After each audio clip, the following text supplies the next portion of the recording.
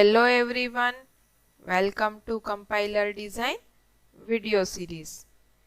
In our previous video, I have already discussed about source language, issues, storage, organization and static versus dynamic memory.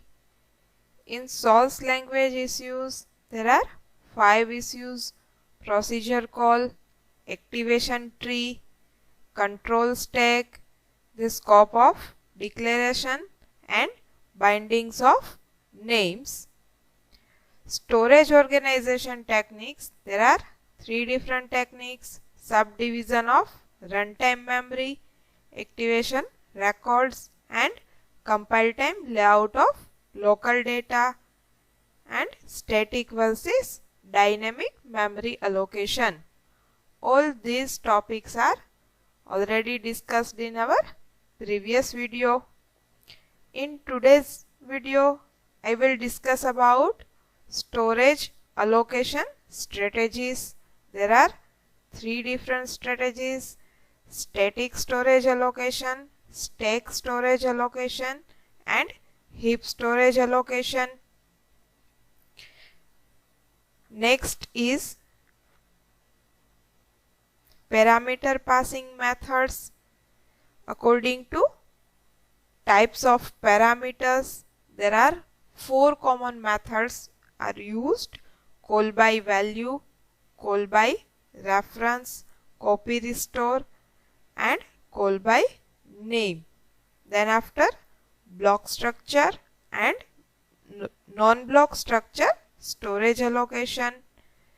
Then what is symbol table, how characters or any identifiers are stored in symbol table. Next, data structure for a symbol table. And last, dynamic storage allocation techniques. These all topics are covered in these videos. Then first, what is storage allocation strategies? The different storage allocation strategies are static storage allocation, stack storage allocation and heap storage allocation. In static storage allocation, layout storage for all data objects at compile time, while in stack storage allocation, it manages the runtime storage as a stack, and in heap allocation, it allocates and deallocates storage as needed at runtime from a data area known as heap. Then static storage allocation. In static allocation, names are bound to storage location. So if your memory is created at compile time, then the memory will be created in static area and it's only once. So static allocation supports the dynamic data structure. That means memory is created only at compile time and deallocated after program completion.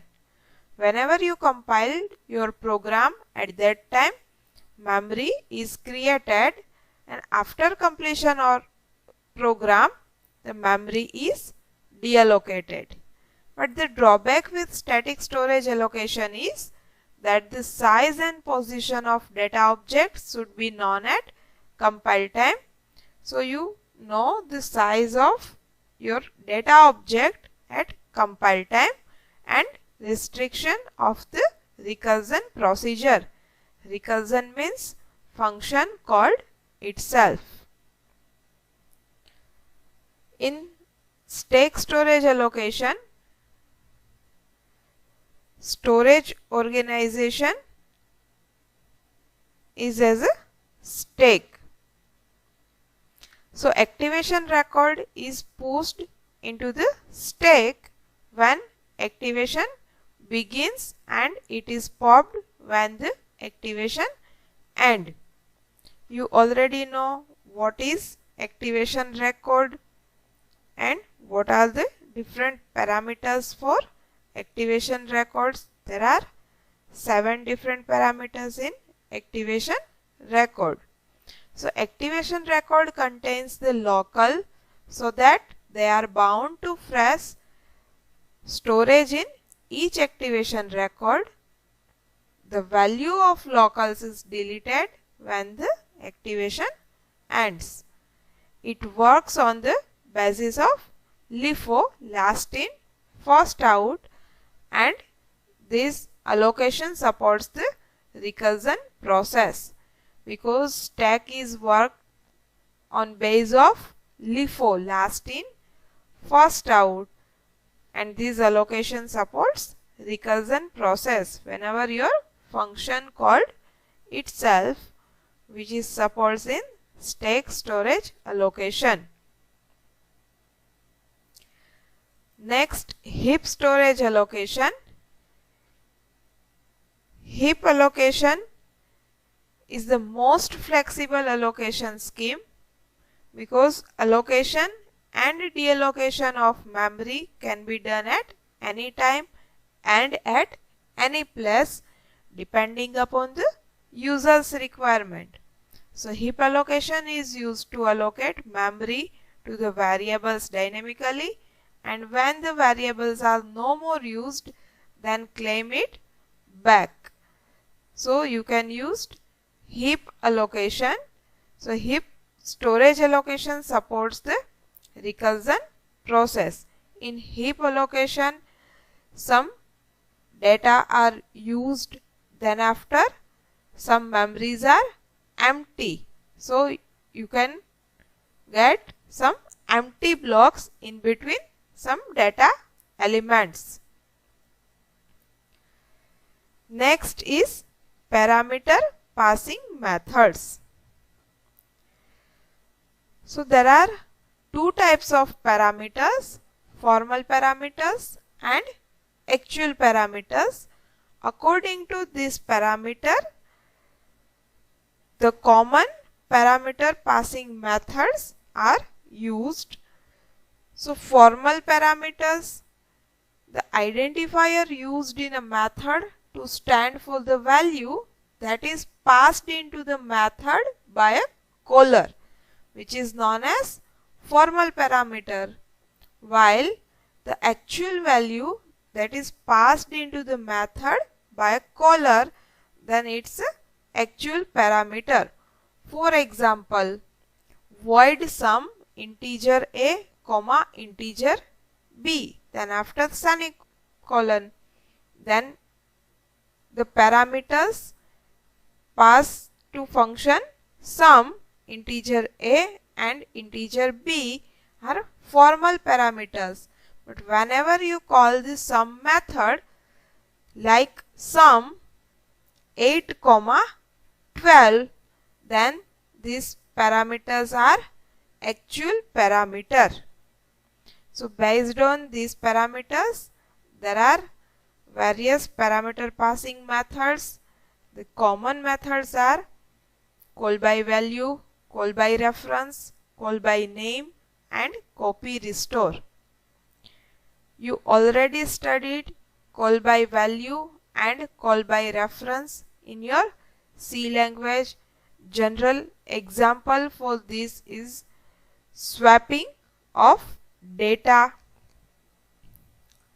In call by value is the simplest method of parameter passing.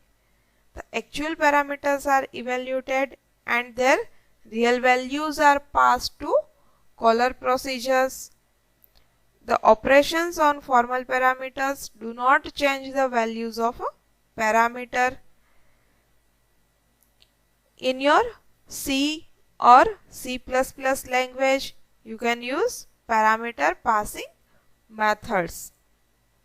Next is call by reference. This method is also called as call by address or call by location. The L value, the address of actual parameter, is passed to the call routines activation records. In call by name, this method is less popular parameter passing method because procedure is treated like macro. The procedure body is substituted for call in caller with actual parameters substituted from formals. The actual parameters can be surrounded by parentheses to preserve their integrity, and the local names of called procedure and names of calling procedure are distinct. Last one is copy restore. This method is hybrid between call by value and call by reference. This method is also known as copy in, copy out or values result. The calling procedure calculates the value of actual parameter and then copy it to activation record for the called procedure. During execution of called procedure, the actual parameter's value is not affected. If the actual parameter has its address, then return the value of formal parameter is copied to actual parameter. Here I show one example of call by value and call by reference. Just create one UDF for swapping of two number with the help of third number. First one is call by value. Here I have used one method in which I passed two parameters and written nothing. So my function is void swap integer comma integer. Because I passed two integer type values, it's not compulsory to always pass integer value. Here two arguments are passed, so values are entered in your main function. So first declare two variable, then after enter the value of x and y, display this message, then got these two values from keyboard, then call the function swap x comma y which is entered from your console, then display the value inside the main function. X is equal to %d, y equal to %d comma x comma y. In your function definition, void swap integer x comma integer y,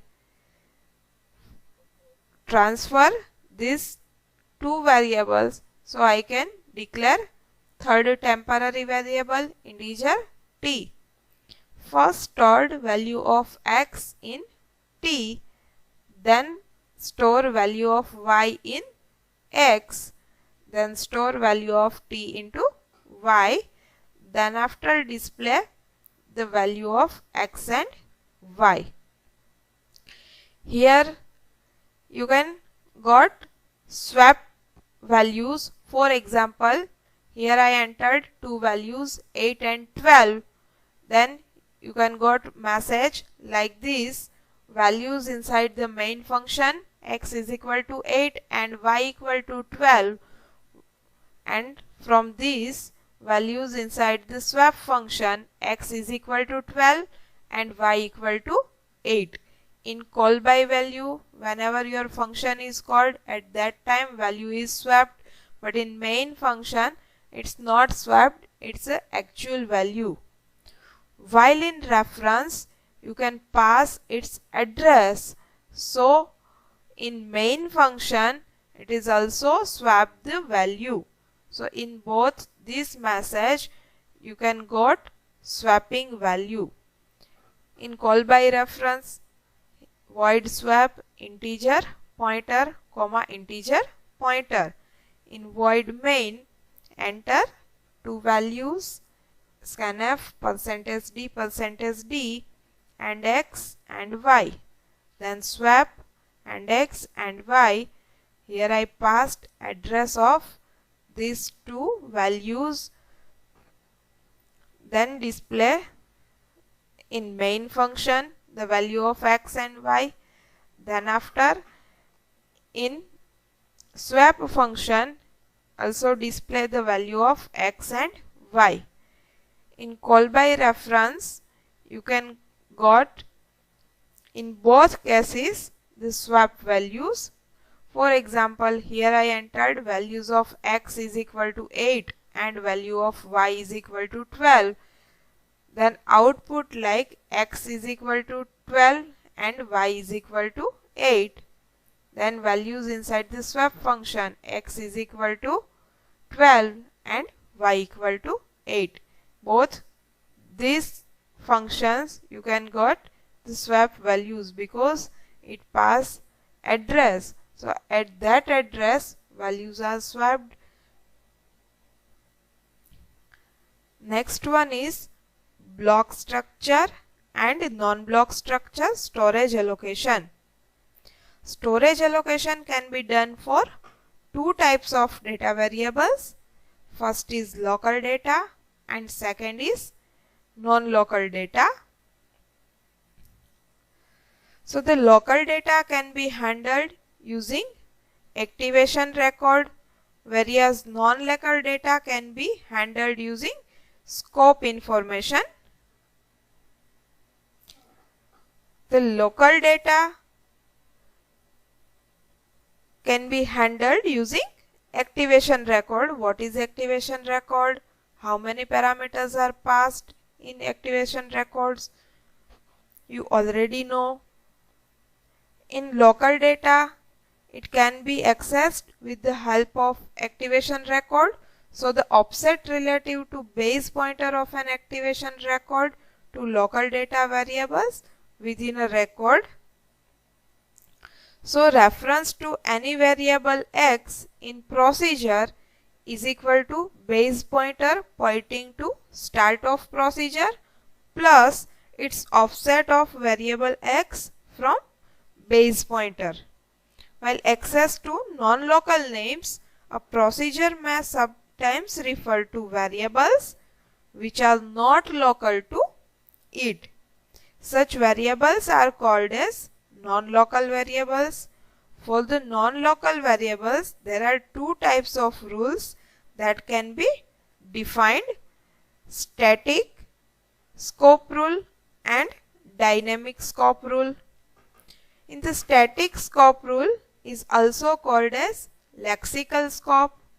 In this type, the scope is determined by examining the program text.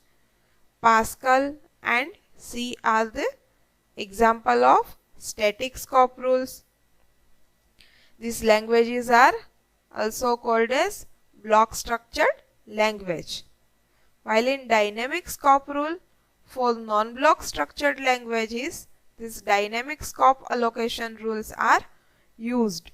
So the dynamic scope rule determines the scope of declaration of the names at runtime by considering the current activation. Lisp and Snowball are the languages which use dynamic scope rule. So how to access the non-local data? Your static scope or lexical scope is accessed using access link and display, which is used by block structure language. Handling non-labeled data. If your dynamic scope, then used by non-block structure language, and it can use deep access or shallow access. Next is symbol table. What is symbol table? It's a data structure used by compiler to keep track of semantics of a variable. That means symbol table stores the information about scope and binding information about names. Symbol table entries.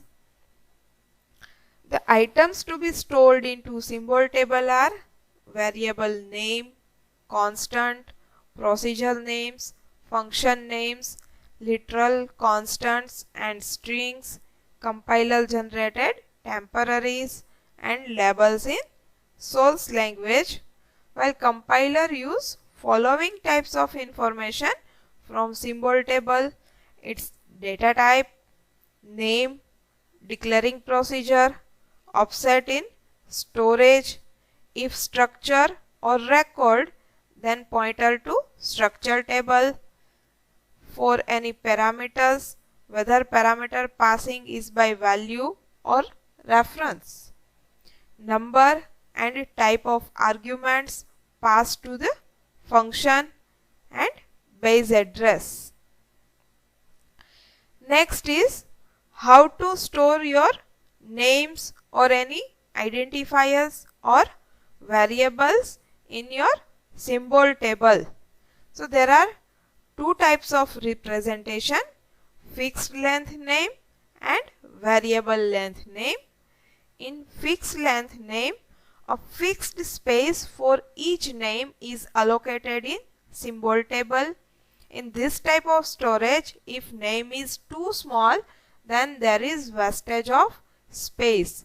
For example, I have four names like calculate, sum, A and B. So maximum length of name is calculate. In fixed length name, it uses this type of structure. So it's use blocks. For sum, it used 3 blocks, and remaining of blocks are wastage. If you declared any single character variable, then remaining blocks are wastage. So the name can be referred by pointer to symbol table entry. So this is the example how the fixed length name is stored in symbol table. Second is variable length name. The amount of space required by string is used to store the names. Find the length of string which is used to store in your symbol table. So the name can be stored with the help of starting index and length of each name. First one is calculate, which is start at index 0, and the length of calculate is 0 to 8. At the end of name, it includes $sign. So the total length is 0 to 9, which is 10. So starting at length 0 and total length is 10. So your next symbol is start at length 10. Next symbol is sum. So there are 3 characters, and at the end one is $sign. So total length is 4. 1, 2, 3, 4. So your next starting index is 14. Next input symbol is A, which is considered single block. Then after $sign. So start at 14 and length is 2. So your next symbol is starting at 16. Next input symbol is B. Then after end of $sign. So start at 16 and length is 2. So this is your variable length storage structure. So there is no issues of wastage of space which is available in your fixed length name. So there are two methods. Using these two methods, your names or identifiers are stored in symbol table. Next one is data structure for a symbol table. There are different data structures are used in symbol table. Here I discussed about basic 4 data structure. First one is list data structure. So the amount of space required by string is used to store the names. So the name can be stored with the help of starting index and length of each name. You already know how the singly linked list works, how the list executed for any node. It has two parts. One is information part and another is address part. In address part, it points the next element. So linear list is the simplest kind of mechanism to implement the symbol table. In this method, array is used to store name and its associated information. The pointer avail or available is maintained at the end of all store records, because at the last record you have no any address in your address part. It means it's a last record. So the list data structure are used to retrieve the information about some name. We start from beginning of array and go on searching to avail pointer. If we reach at pointer available without finding a name, then we got an error, use of undeclared name. While inserting a new name, we should ensure that it should not be already there. If it is there, then error displays like multiple defined name. So the advantage of list organization is that it takes minimum amount of space.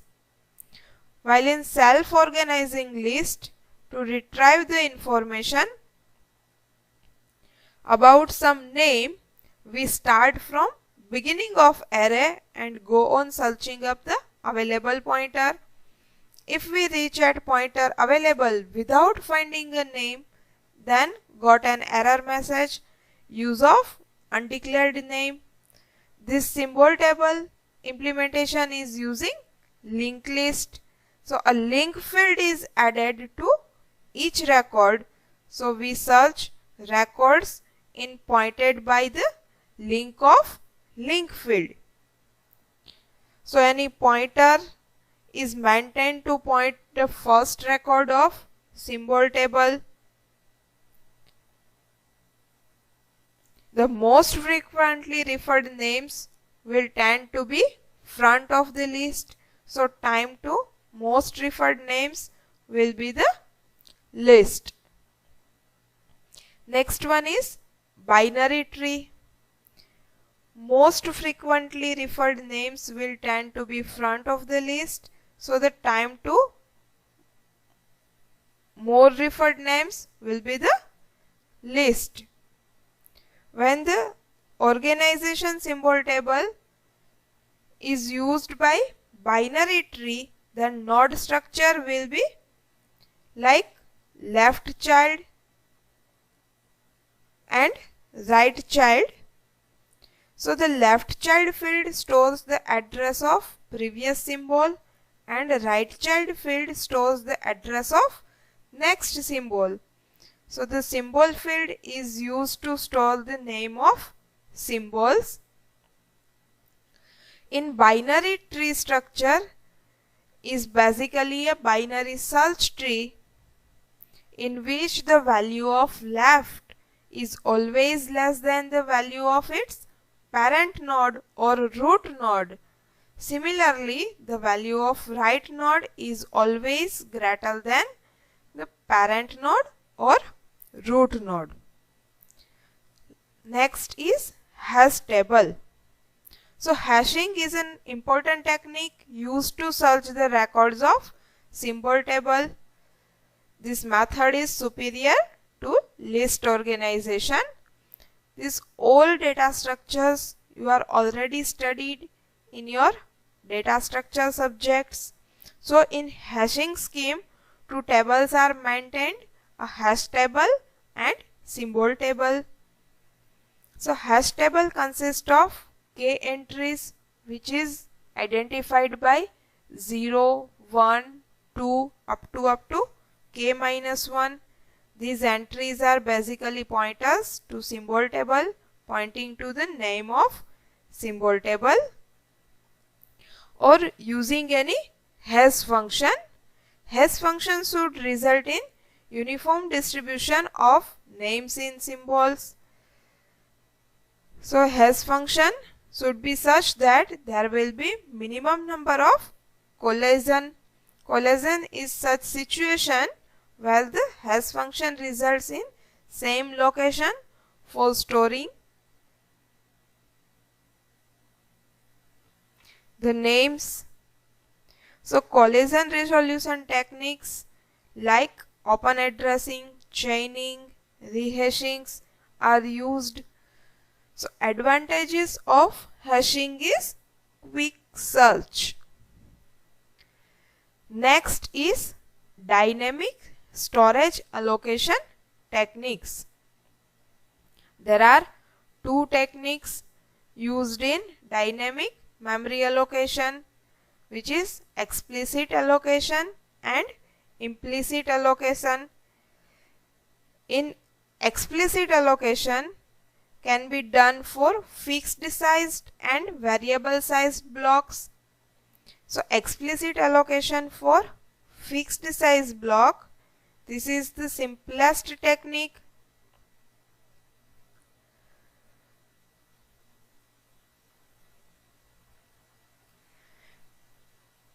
In which the size of block for which memory is allocated is fixed. In this technique, a free list is used. Free list, it means it's a set of free blocks. The blocks are linked to each other in a list structure like shown in figure.